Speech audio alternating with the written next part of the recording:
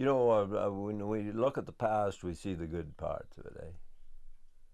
We've been industrialized on all levels, and when you have that realization, we feel helpless. You know? Well, I think in today's world, it's not necessary because when we depend on an industrial system for our survival, we might protest all that and think that we're defeated and so on, but it still works. But if we want to get our power back and be able to do things for ourselves and not pay other people to live our lives for us, we have to be devoted. We have to learn stuff and stick with it. It will define our lives instead of us defining it. And I can remember when when people heard of people immigrating to New York, for instance, from the west of Ireland and going there, and they could work like 5 or 6 days a week and have vacations. We didn't quite know what vacation meant. It was a new idea that you could have a holiday, and because people with small farms and cattle and all this stuff going on all the time couldn't even have that idea. So when people learned about this other way of life, they felt like what they were doing was drudgery. When I have people that come want to learn something of me, I just come and watch me. I'll show you how I do it.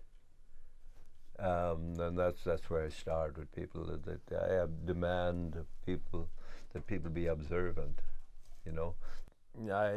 I come to realize that this is really important to feed my family and my friends and people around me, and that over the years become an issue, become a really important. It could become more important the longer I did, and I have a better understanding of what's really happening and how, and the whole idea that we have given up our power to do stuff. Like my parents left without second thought their way of self-reliant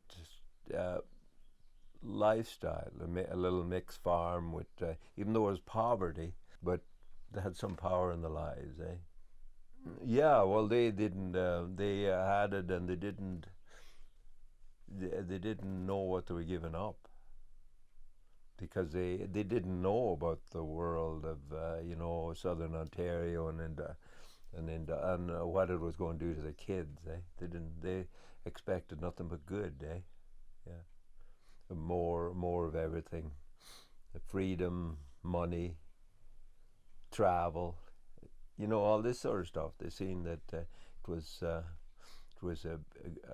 the land of opportunity. That's what was the whole propaganda around immigration at the time.